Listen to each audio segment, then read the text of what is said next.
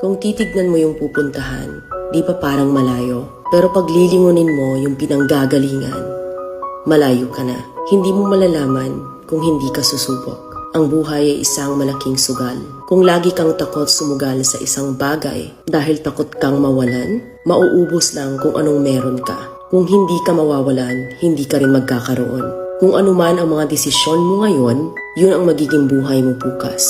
Lakasan mo lang yung loob mo. Dahil ang mundong to, aapakan lang ang mga mahihina. Ibangon mo palagi ang sarili mo. Balang araw, magugulat ka na lang na ang layo na pala ng narating mo. Kahit mabagal ang progress, basta may usad at kumikilos ka, okay na yan. Wala tayong magagawa. Ganyan talaga ang proseso ng buhay. Lahat tayo nakakaranas ng hirap.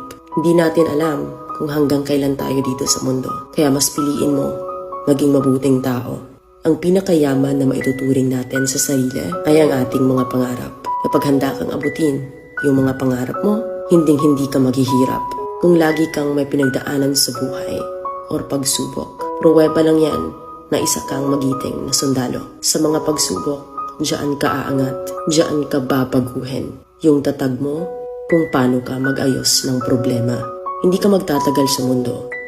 Lubos-lubusin mo na. Gawin mo yung mga bagay na handang iangat ang sarili mo. Huwag mo isipin yung mga sinasabi ng iba at huwag na huwag kang panghihinaan ng loob dahil lahat ng tao ay may iba't ibang desisyon at iba't ibang sitwasyon. Huwag ka lang mawala ng pag-asa. Hindi mo naman kailangan madaliin lahat. May proseso ang bawat ganap mo sa buhay. Alam mo kung ano yung nakakapagod? Ang palaging patunayan ang sarili mo sa ibang tao. Sa mundong to, piliin mo ang hindi magarbo. Keep it low-key ka lang. Simple. Na kahit na alam mong meron ka, hindi ka babaguhin ng pera. Kasi lahat ng yan ay isang pansamantala lang. Pagpatuloy mo lang. Kung may pangarap ka, makakarating ka.